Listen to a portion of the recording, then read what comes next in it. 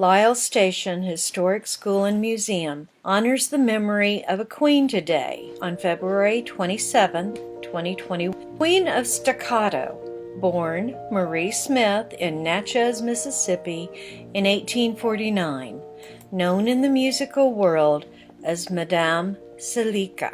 The Smith family moved to Cincinnati, Ohio when she was young. Her beautiful voice came to the attention of a wealthy family who became her patron so that she could study music. In her early 20s, she moved to San Francisco, California, in order to study with Signora G. Bianchi, then on to Chicago, where she studied with Antonio Farini in order to develop her coloratura soprano voice and learn the Italian singing method, making her operatic debut as a concert soprano in 1876.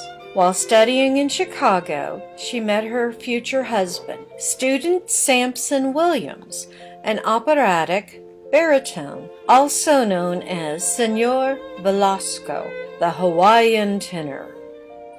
2 years later, in 1878, Frederick Douglass introduced her for her performance in the Green Room of the White House, the first African-American artist to perform at the White House, with her audience including President Rutherford B. Hayes and his wife, Lucy Webb Hayes. She sang Verdi's Ernani and Valami, Thomas Moore's The Last Rose of Summer, Harris Millard's Ave Maria, and Richard Mulder's Staccato Polka. Her performance of Staccato Polka led to her being known as the Queen of Staccato. Her husband performed, by popular request, a well-known ballad, Far Away. Although born Marie Smith, and then known as Marie Williams after her marriage, she took her stage name of Madame Selika from a character in the opera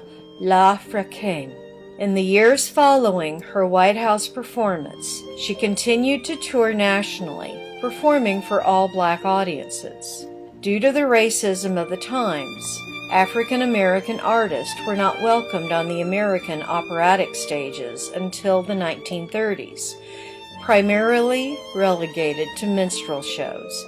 But she and her husband toured the United States and Europe twice, performing at Philadelphia's Academy of Music, New York's Steinway Hall, and performing for Queen Victoria in concert in St. James Hall, London in 1883, along with performances in the West Indies.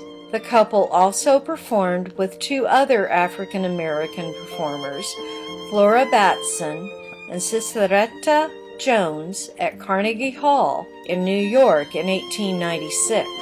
The couple opened a music studio in Cleveland, Ohio, where she taught while continuing to tour. Her husband passed away in 1911, prompting her to retire from the stage.